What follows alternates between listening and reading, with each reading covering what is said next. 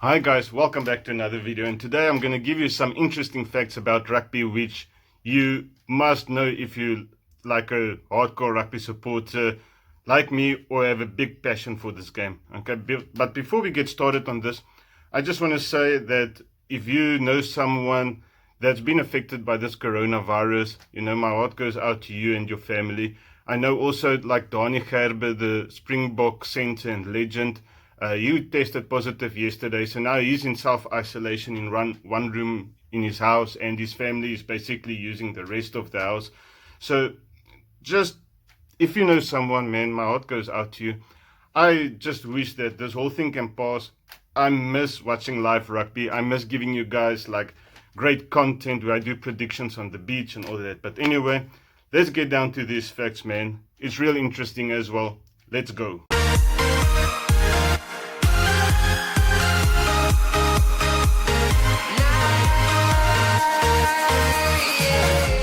So I'm going to start with the fact that I think most rugby supporters actually know, and that is that the game of rugby is believed to have started way back in 1823 when a rugby school pupil, William Webb Ellis, actually picked up the ball during a game of soccer and ran with it to the goal section. He is now known as the creator of the game, and the winner of the Rugby World Cup, held every 4 years, receives the Webb Ellis Trophy. So this is the only picture that actually exists of William Webb Ellis, so I'm sure it was a school photo probably.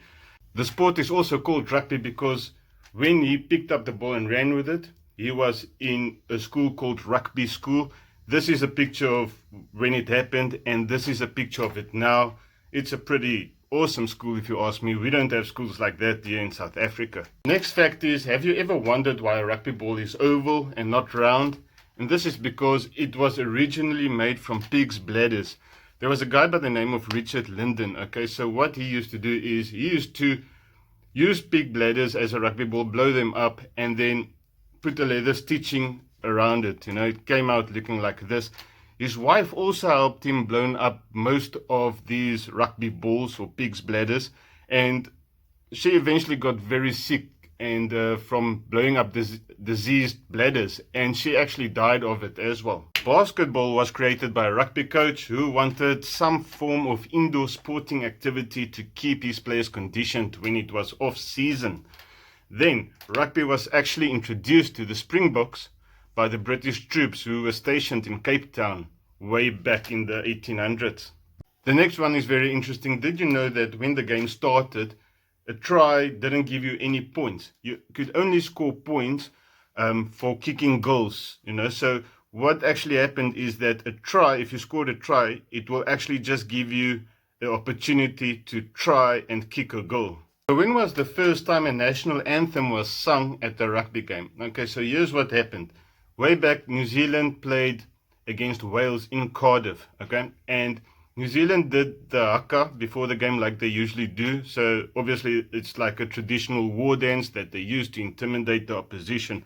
So Wales' response on this was to start singing their national anthem. This was on 16th November 1905, and the whole crowd joined in. So from there on, when it's an international derby, you'll see both teams sing their national anthems. Next fact is that the same whistle has been used for the first opening Rugby World Cup game since the World Cup started in 1987. This is known as the Gil Evans Whistle, named after the Welsh ref who first used it. Before we get to the last fact, man, please be sure to subscribe down below and give this video a thumbs up if you like this content. Okay, so the last fact is that the first international match actually took place between Scotland and England in 1871. Scotland won 1-0 by converting a try. If the modern scoring system was used, it would have been 12-5 to Scotland because England scored a try, but they never converted.